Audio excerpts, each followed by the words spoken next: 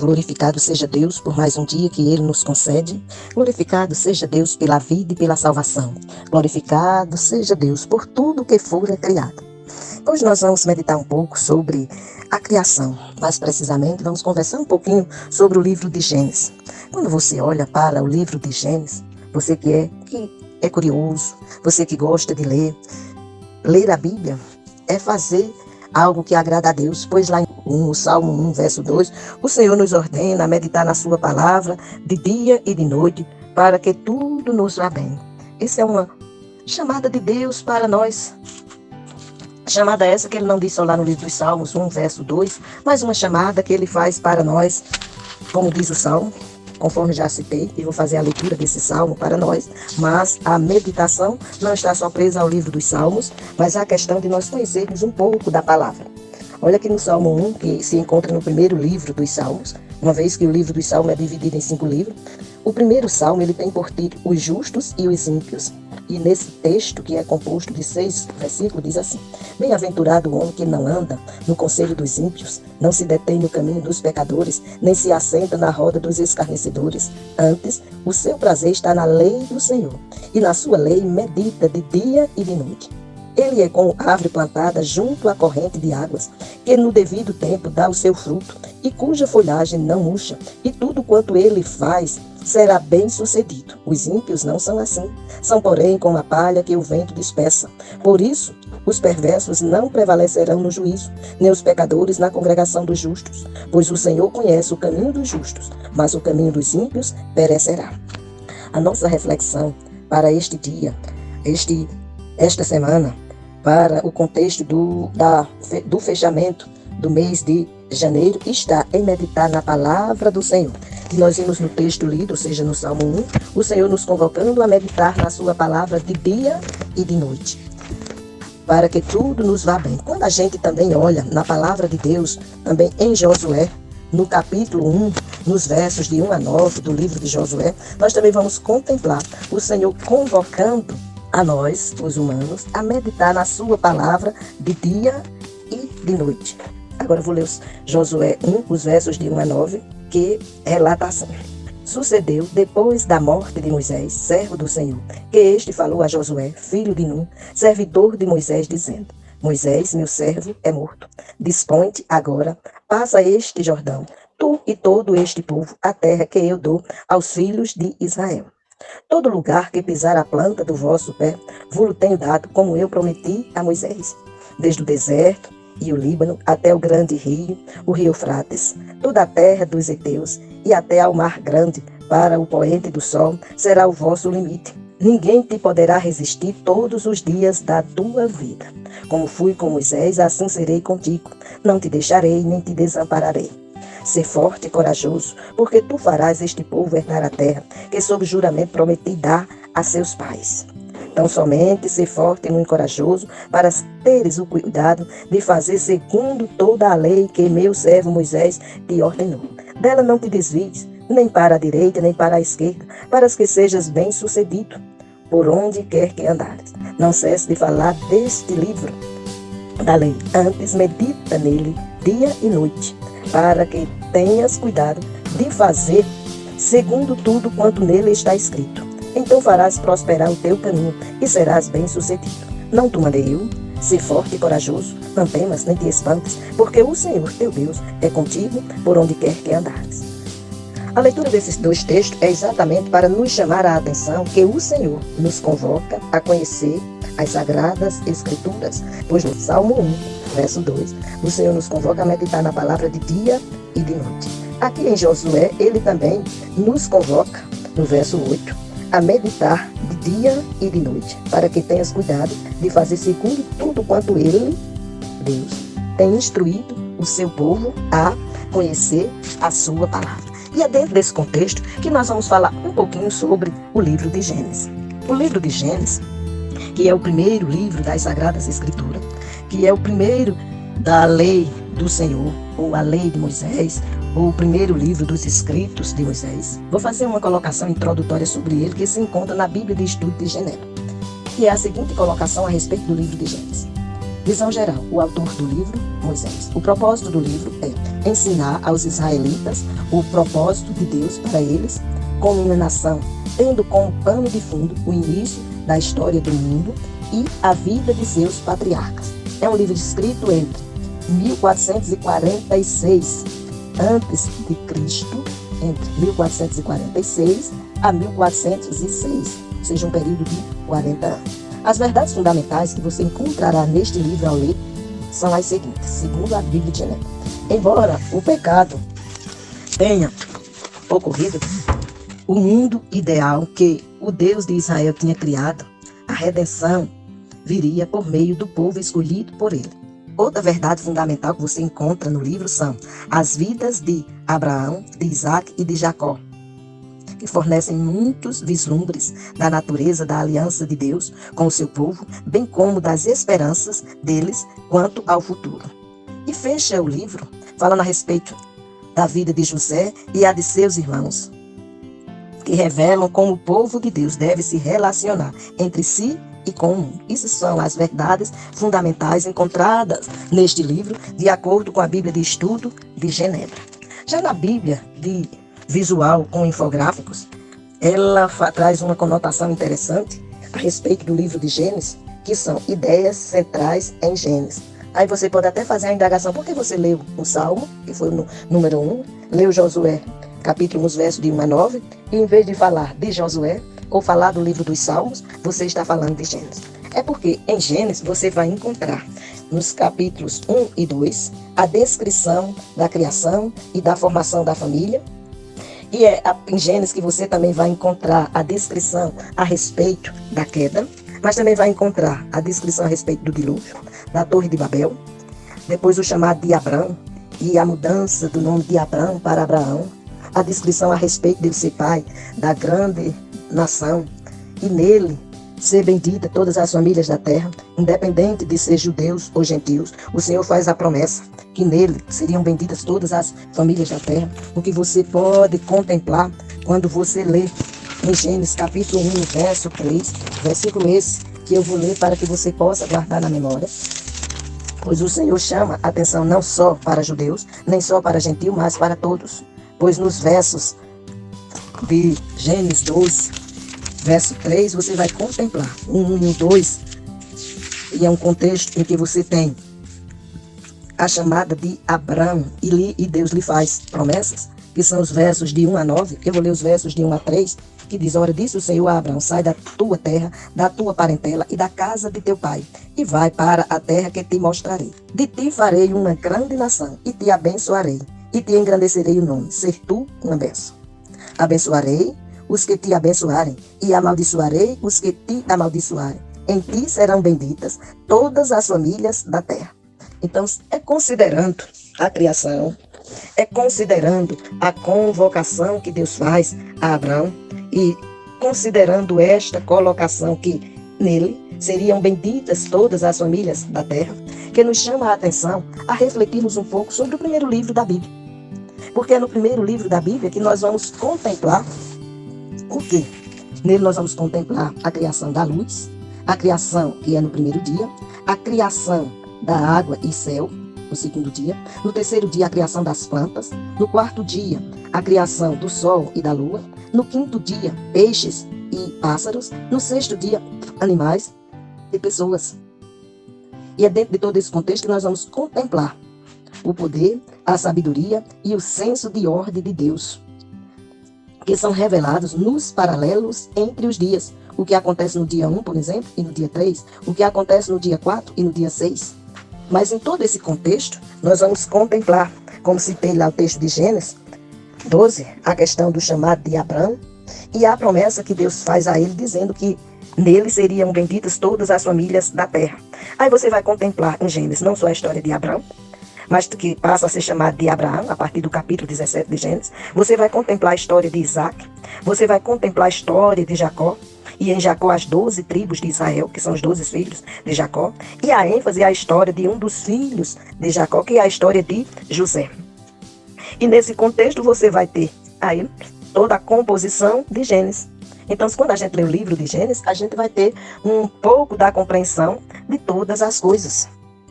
que você pode fazer até a seguinte pergunta: por que ler esse livro? E de acordo com a Bíblia de Estudo Vida, a resposta a essa pergunta seria: se você é como a maioria das pessoas, talvez já se tenha preocupado com as profundas questões da vida. Por que estamos aqui? Seria uma das perguntas. Qual o significado da vida? Gênesis o leva ao início das eras para encontrar as respostas.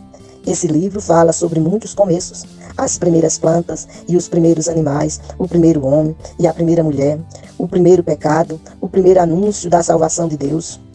Mostra também a maneira de Deus tratar com Noé, com Abraão e com muitos outros, demonstrando o desejo de ter comunhão com o seu povo. Então, se você vai encontrar essas riquezas no livro de Gênesis, você pode contemplar que, à medida que você vai lendo, você vai tomando conhecimento do contexto histórico da humanidade. E você vai poder se encontrar no tempo e no espaço. E contemplar a razão porque você precisa conhecer um pouco mais da palavra de Deus. Também é em Gênesis, de acordo com a Bíblia visual, que apresenta as seguintes ideias centrais. Primeira delas, Deus cria o mundo e tudo que nele há. Veja que a gente fez a relação dos 6 dias da criação, dizendo o que Deus cria nesses dias. Você só é ler o capítulo 1 de Gênesis, que você vai contemplar esta conotação, até o verso 4 do capítulo 2. Por isso citamos os capítulos 1 e 2 como a leitura do contexto da criação.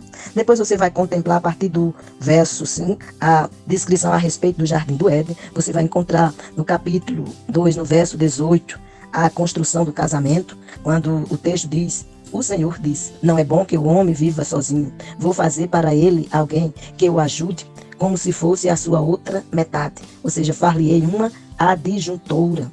E você vai ler nesse contexto e vai contemplar Deus mostrando a importância do casamento. Então, as ideias centrais são: Deus cria o mundo e tudo que nele existe. Deus cria o ser humano à sua própria imagem. Tudo que ele criou é bom, pois você veja que, lendo o texto, você vai contemplar que a palavra vai nos mostrando, ele enfatizando: viu Deus que era bom a cada dia da criação.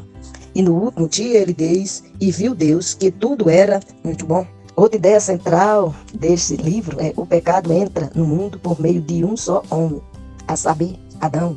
O pecado destrói a harmonia do relacionamento entre Deus e o ser humano, entre os próprios seres humanos e entre eles e o restante da criação de Deus. Outra ideia central que você vai encontrar neste livro é: somente pela fé as pessoas podem se reconciliar com Deus. Veja que todas as vezes que fazemos uma reflexão da palavra, enfatizamos a questão da fé, como está escrito lá em Hebreus capítulo 11, verso 1, que nos diz o seguinte: ora, a fé é o firme fundamento das coisas que se espera e a convicção de fatos que se não vê. Nós não vemos determinadas coisas, mas precisamos conhecer através da palavra de Deus para que a gente possa se reconciliar com Deus. E isso se dá só pela fé. E a última ideia central apresentada no livro de Gênesis é: por meio de Abraão, Deus coloca em ação um plano para abençoar o mundo e reverter os efeitos do pecado de Adão. Veja que a questão do pecado é descrita no capítulo 3, nos versos de 1 a 13, você vai contemplar a descrição de como acontece o pecado, mas a partir do verso 14 vem a descrição a respeito do castigo por causa do pecado. E dentro desse contexto da descrição, você vai contemplar no verso 15 o Senhor dizendo à serpente: eu farei com que você e a mulher sejam inimigas, uma da outra, e assim também serão inimigas a sua descendência e a descendência dela. Esta esmagará a sua cabeça e você picará ou ferirá o calcanhar da descendência dela. É assim que está descrito quando Deus chama a conserto a serpente, a mulher e Adão. Tudo isso você encontra no livro de Gênesis. Ainda no livro, falando do livro de Gênesis, de acordo com a Bíblia de Estudo Conselheira, você vai ter a seguinte descrição. O nome do primeiro livro da Bíblia, tanto no original hebraico, Bereshit, que é a primeira palavra do texto, como na versão grega, Gênesis, que significa princípio, origem, começo. Ele relata a origem do mundo, do gênero humano e do povo de Israel. Gênesis não é um livro científico, nem anticientífico. Pode-se dizer que ele é um livro pré-científico.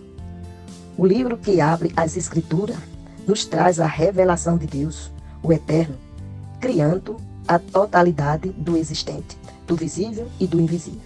Ele se diferencia das crenças da época em que foi escrito, de que o universo seria infinito e vários deuses administrariam a vida. O Deus bíblico não é uma abstração filosófica, uma ideia pura e absoluta, ou uma energia cósmica impessoal. Ele é intimamente pessoal, soberanamente sábio e amoroso, e plenamente envolvido com a sua criação, e se projetou na vida dos seres humanos, que foram constituídos à sua imagem e semelhança, conferindo-lhes a mais alta significação, honra e dignidade. Isto é visível aqui no princípio e também depois, com a vinda de Jesus Cristo. O texto de Gênesis é muito bem estruturado e cuidado. Está cheio de simbolismos e significados e se apresenta com uma impressionante unidade, tanto por seu conteúdo quanto por seu estilo e sua composição. Mesmo perpassando várias tradições, sua linguagem é primorosamente composta, desde a primeira frase, em uma estrutura que utiliza várias vezes o número 7. 7 palavras, 7 dias da criação, o que sugere vínculos com o simbolismo dos números no Apocalipse, que é o último livro da Bíblia, uma vez que a Bíblia ela é composta de 66 livros e vai de Gênesis a Apocalipse. Mas aqui estamos falando do primeiro livro. E também com a genealogia do início do Novo Testamento, como pode ser visto em Mateus, em que o 7 também aparece. A riqueza linguística do Pentateuco, aí Pentateuco são os primeiros 5 livros da Bíblia, que é Gênesis, Êxodo, Levítico, Número e Deuteronômio. E especialmente de Gênesis, merece estudos à parte, mais do que se poderia empreender aqui. Até hoje, os estudiosos constatam que há mais conteúdos implícitos no texto do que nossas traduções e tradições conseguem transmitir. Os primeiros capítulos servem de paradigma para o restante do livro, ou seja, principalmente os capítulos 1 e 2. E neles se pode medir toda a vida humana. Uma psicanalista comentou que eles servem de estrutura simbólica, onde encontramos instrumentos para pensar, para nos conscientizar acerca de onde nos perdemos quando sentimos muito frio, na cultura em que temos de caminhar. No Gênesis, encontramos respostas às perguntas existenciais que todo ser humano, em todas as épocas, tem feito em sua busca de sentido para si mesmo e para o mundo que o rodeia. A exemplo, podemos citar: quem sou? Você já fez essa pergunta a você mesmo? Se não, se você parar para refletir sobre a descrição feita sobre a criação, você vai se fazer essa pergunta: quem sou? Em seguida, você vai fazer: de onde venho? Qual é a minha relação e a minha responsabilidade com esta grande casa em que habito? Que uns chamam de mundo, outros chamam de terra. Além dessas perguntas, várias outras você pode vir a fazer. Portanto, veja bem, de acordo com a Bíblia de Estudo Conselheira, você quando lê nesta parte sobre o primeiro livro da Bíblia, que é Gênesis, o convite, portanto, é para que leamos o primeiro livro da Bíblia e deixemos a mente e o coração abertos para perceber as indicações de respostas às nossas questões mais profundas. Você vai ter a oportunidade de se conhecer um pouco mais. Você vai ter a oportunidade de aprender um pouco mais sobre a vida, sobre a ação gloriosa de Deus, sobre o que a Bíblia nos ensina a respeito de tudo que fora criado, como você foi criado ou criada. Fiz essa colocação falando a respeito de forma específica do homem e da mulher.